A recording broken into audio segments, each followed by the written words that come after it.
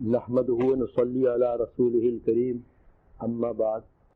حضرت حقیقت یہ ہے کہ ہم نے اپنے رب کو پہچانا نہیں، جس شان کا ہے، جو بلند ترین مقام اس کا ہے، جو اس کے صفات کمال ہیں اور جو اس کے اندر خوبیاں ہی خوبیاں ہیں، ہمیں ان کی ہوا بھی نہیں لگی۔ ویسے تو ما عرفناک حق معرفتک وما عبدناک حق عبادتک وارد ہوا ہے کہ ہم پہچان نہ سکے تجھ کو جس طرح پہچاننے کا حق تھا، اور ہم عبادت نہ کر سکے تیری جس طرح عبادت کرنے کا حق تھا، اس لیے کہ معرفت جتنی زیادہ ہوگی عبادت بھی اتنی ہی زیادہ ہوگی، اس قدر کم ہوتی چلی جائے گی عبادت بھی اتنی ہی کم ہوتی چلی جائے گی۔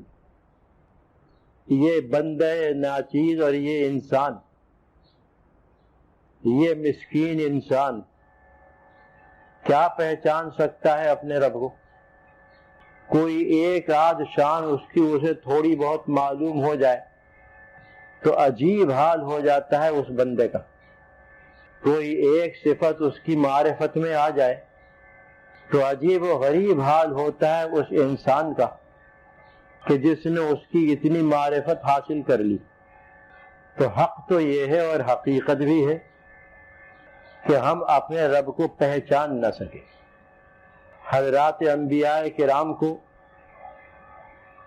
جو معرفت حاصل تھی اللہ تعالیٰ کی، انسانوں میں سے کسی کو نہیں ہو سکتی، اسی لیے ان کے مقامات سب سے بلند ہیں، اسی لیے ان کے مقامات سب سے بلند ہیں، ان کی عبادتیں سب سے اونچی ہیں، کیونکہ ان کو معرفت کا اونچا مقام حاصل ہے۔ یہ معرفت اپنے رب کی، اس کے اوصاف کمال میں، صفات کمالیہ میں غور و خوض کرنے سے، اس کی شان ربوبیت میں فکر کرنے سے، اس کی مخلوقات میں جو عجیب و غریب تنوع پایا جاتا ہے اور جو مزاج مخلوق کا اس نے پیدا کیا ہے، اس میں غور و فکر کرنے سے کچھ نہ کچھ حاصل ہوتی ہے کہ یہ بے شمار مخلوقات اس نے پیدا فرمائی،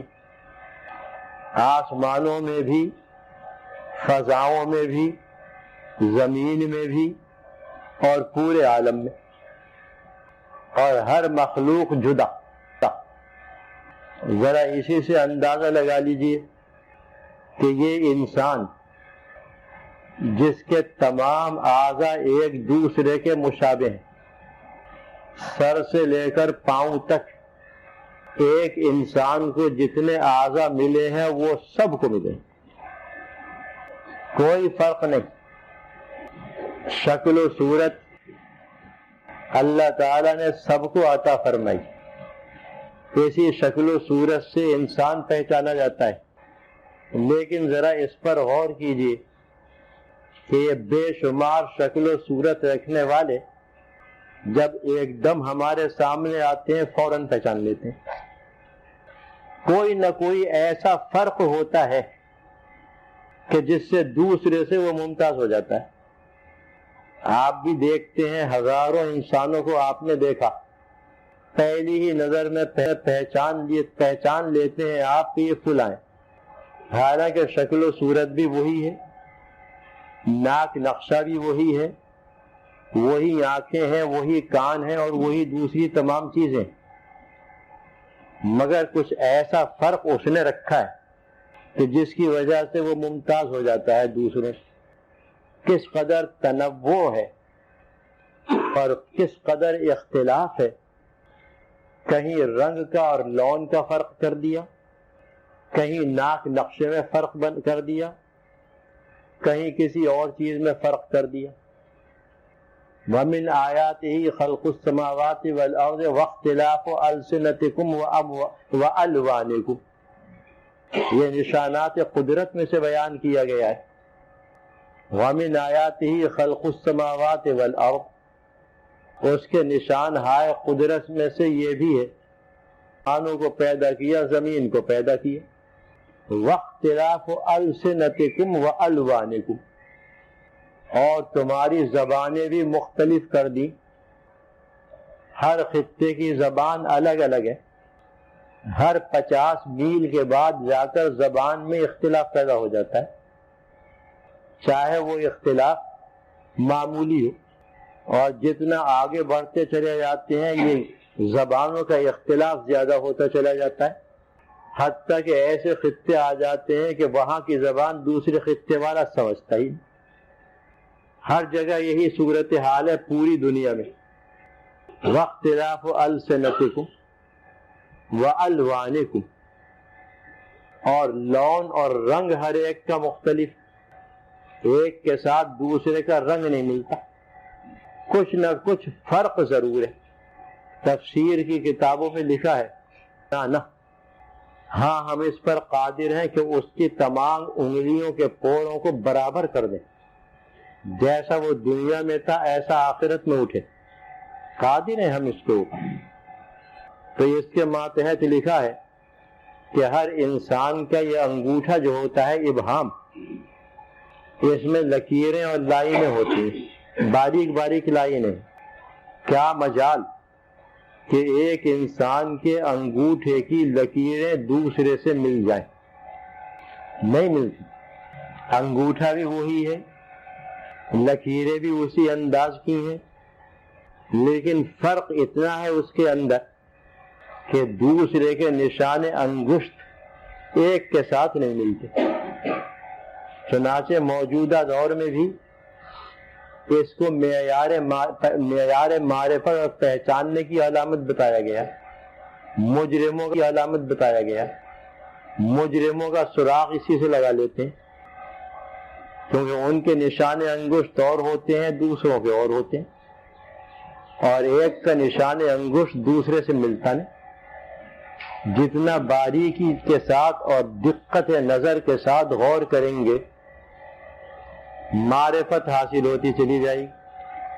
آسمان اور زمین کی پیدائش میں، اس کی تخلیق میں اگر غور کیا جائے، اور پھر ساتھ ہی ساتھ انسانوں کے درمیان جو اختلاف پایا جاتا ہے زبانوں کا اور لون کا، اس میں غور کیا جائے تو اللہ رب العزت کی معرفت حاصل ہونے لگتی۔ اسی لیے بعد میں فرمایا ان فی ذلک لآیات لقوم یتفکرون، اس میں بڑی نشانیاں ہیں غور و فکر کرنے والے لوگوں کے لیے، غور و فکر کرنے والے لوگوں کے لیے، ورنہ سرسری انداز میں تو ہم میں سے ہر ایک دیکھتا ہے ان چیزوں کو، غور و فکر نہیں کرتے۔ یہ غور و فکر جو ہے یہ ذریعہ ہے معرفت کا، اپنے رب کو پہچاننے کا ایک ذریعہ ہے۔ اسی طریقے سے اور جگہ قرآن کریم میں کئی مقامات پر آیا ہے ان فی خلق السماوات والارض واختلاف اللیل والنہار لآیات لأولی الالباب، آسمان اور زمین کو بھی پیدا کر دیا، اور لیل و نہار کا اور شب و روز کا اختلاف بھی پیدا کر دیا۔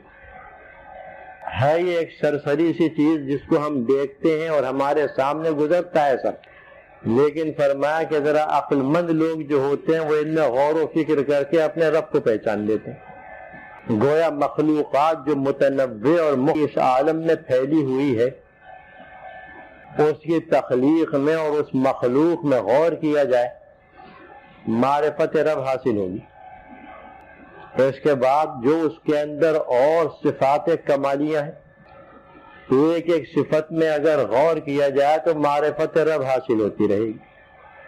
صفت رزق ہے، سب کو رزق پہنچاتا ہے، تمام مخلوق کو وہ رزق عطا فرماتا ہے۔ ذرا غور تو کیجیے کہ صفت رزق جو اللہ تعالیٰ کی ہے اور مخلوق کے ساتھ اس کا تعلق ہے، اس کے اندر غور و فکر کرنے سے معرفت حاصل ہوگی یا نہیں؟ رزق پیدا فرما دیا اس نے، اور عالم کی کتنی قوتیں اس رزق کو فراہم کرنے میں اس نے لگا دی۔ ہماری اور آپ کی غذا اور ہمارا غور کیجئے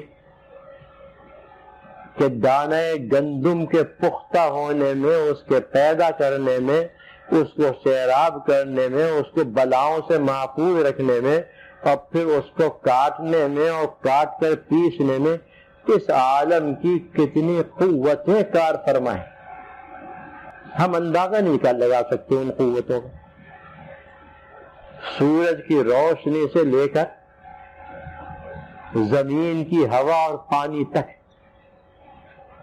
یہ تمام قوتیں ہیں جو ایک دانے گندم کے پیدا کرنے میں لگتی ہیں۔ کس نے فراہم فرمائی، کس نے عطا فرمائی؟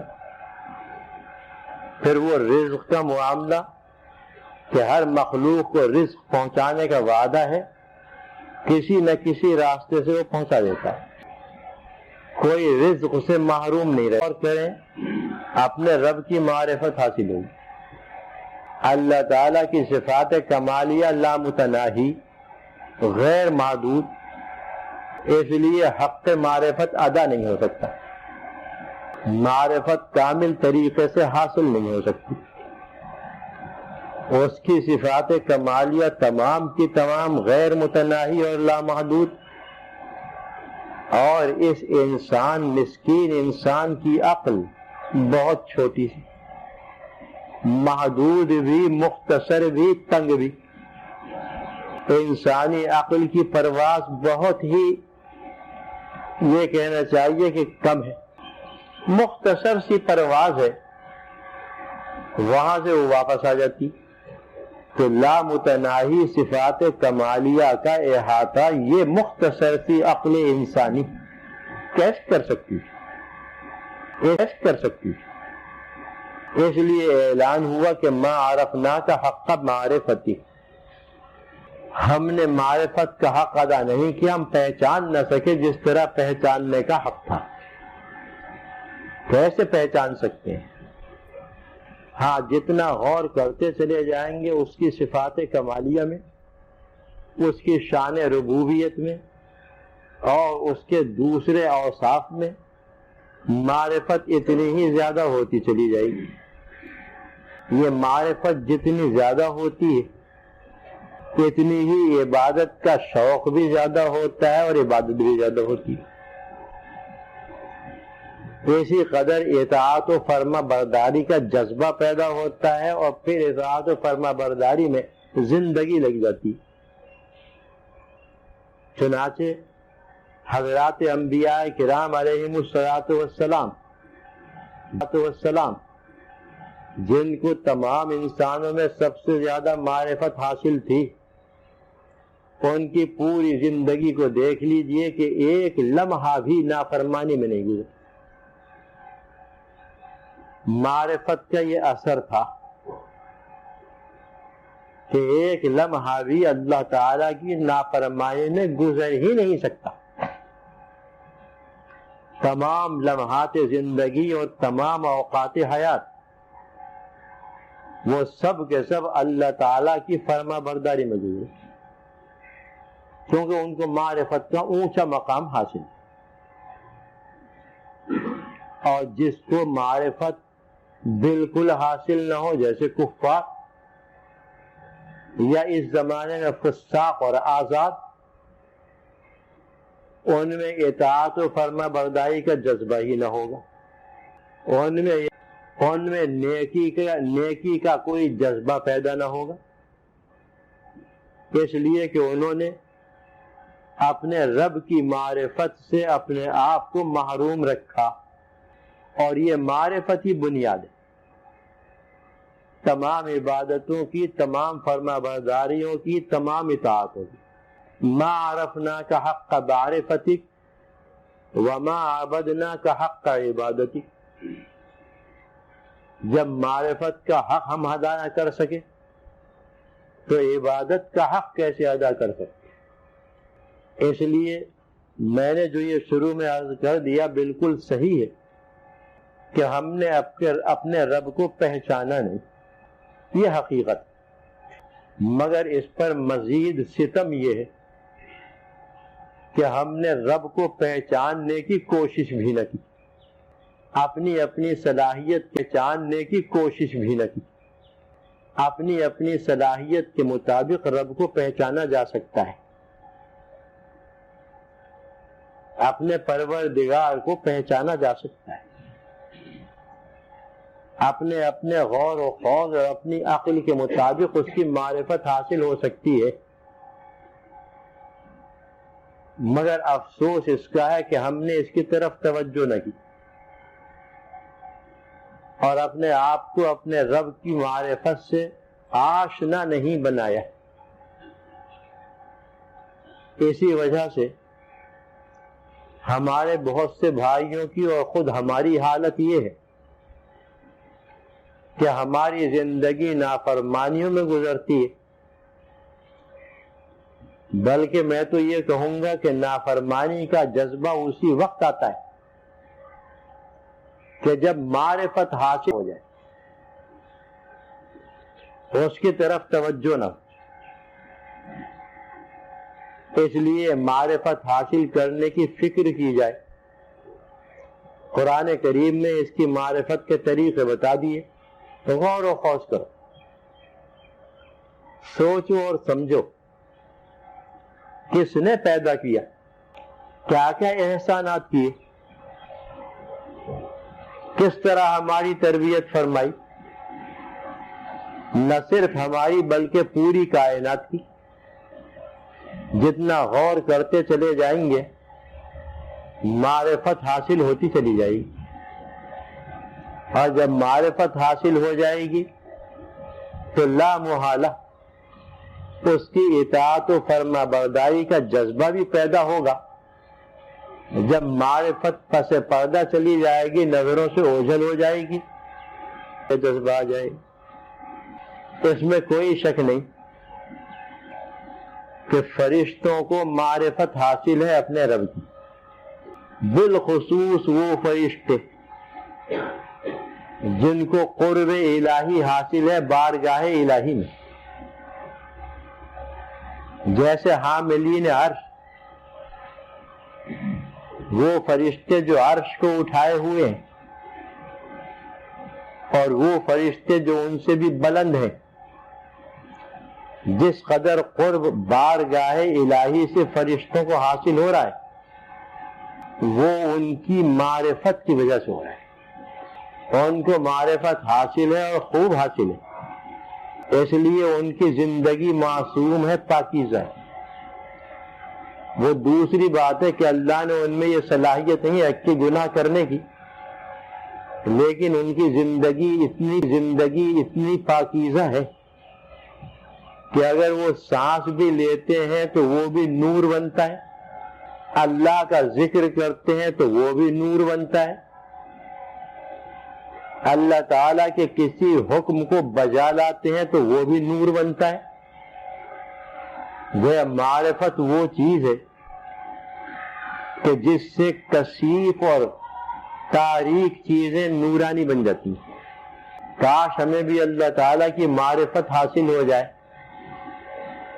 ہم بھی اپنے رب کو پہچاننے لگیں اور ہماری زندگی بھی اطاعت و فرما برداری کا مرقع بن جائے۔ مگر یہ ہوگا اسی وقت کہ جب صحیح طریقے معرفت حاصل کرنے کے اختیار کریں، جو سنت کے اندر آئے ہیں، جو قرآن کریم میں بتلائے گئے ہیں۔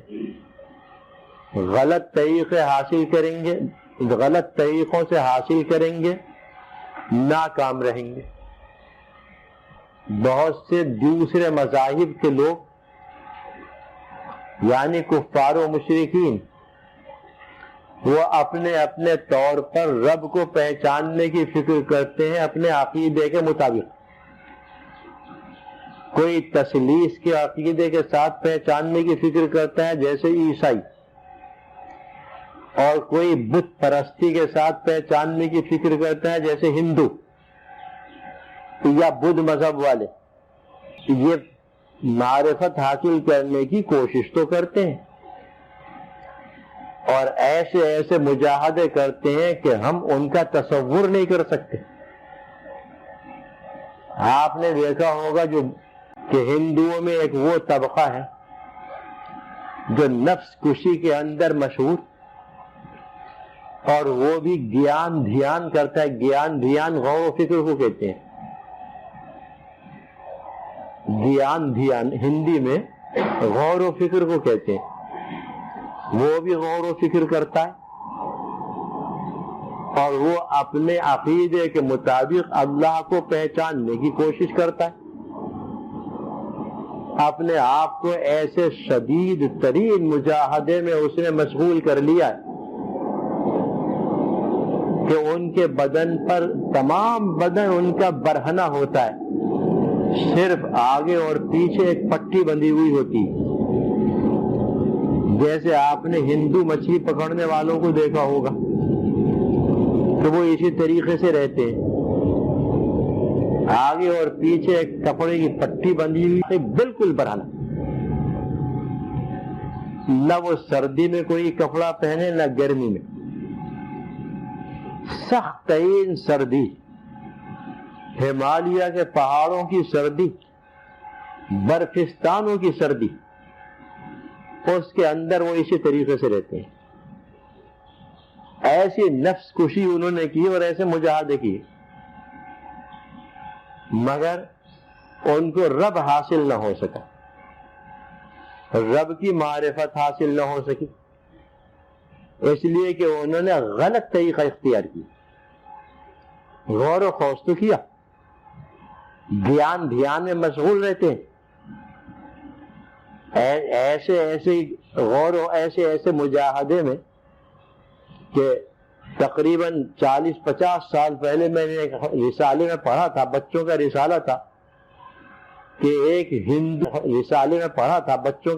تھا، کہ ایک ہندو جوگی نے 20 سال تک اپنے جسم کو ساکن اور ساکت رکھا، سانس بھی نہ لیا. 20 سال تک، حتیٰ کہ پرندوں نے اس کے سر میں اپنا آشیانہ بنا لیا، جھاڑیاں سمجھ کر اس کو آشیانہ بنا لی. اللہ بہتر جانے صحیح تھا یا غلط، لیکن ان کے مجاہدوں کی کیفیت یہ ہوتی ہے. مگر چونکہ غلط طریقے اختیار کیے ہیں، اس لیے وہ رب کی معرفت سے محروم رہتے ہیں. نفس کشی الگ ان کے اوپر عذاب بنی ہوئی ہوتی. معرفت رب کا وہ طریقہ جو قرآن و سنت نے بیان کیا، اس سے معرفت اللہ کی حاصل ہوتی ہے، رب کو پہچانا جاتا ہے، بشرط صحیح طریقے سے استعمال کیا جائے. غور و فکر تو اس کے اندر بنیاد ہے. اپنے رب کو پہچاننے میں بنیاد ہے غور و فکر. پھر اس کے بعد ہدایت اور آتی ہے کہ وہ غور و فکر قرآن و سنت کی روشنی میں ہونا چاہیے، کسی غلط عقیدے کے ساتھ نہ ہو، کسی گمراہی کے ساتھ نہ ہو، صحیح طریقے سے ہو، تو رب کی معرفت جتنی بھی صلاحیت ہے حاصل ہو جائے گی.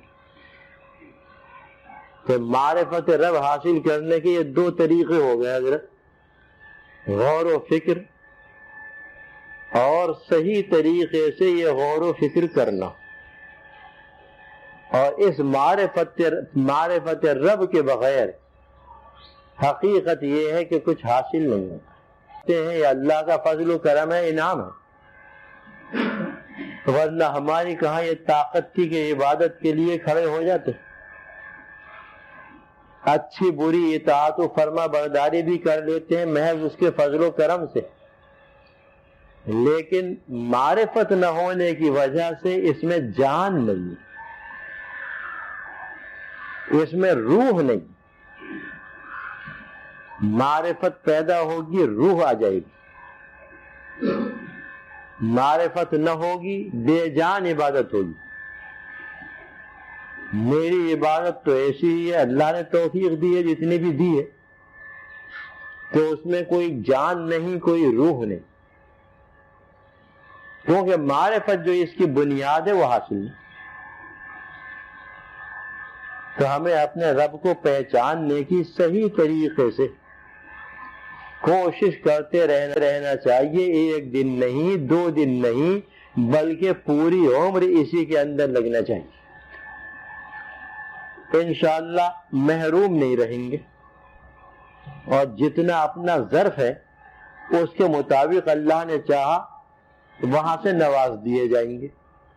دعا کریں کہ اللہ تعالی ہم سب کو اس نعمت سے نوازے، اپنی معرفت ہمیں عطا فرمائے، ہماری عبادتوں میں حلاوت عطا فرمائے، اطاعت و فرما برداری کا جذبہ ہمارے اندر بیدار فرمائے.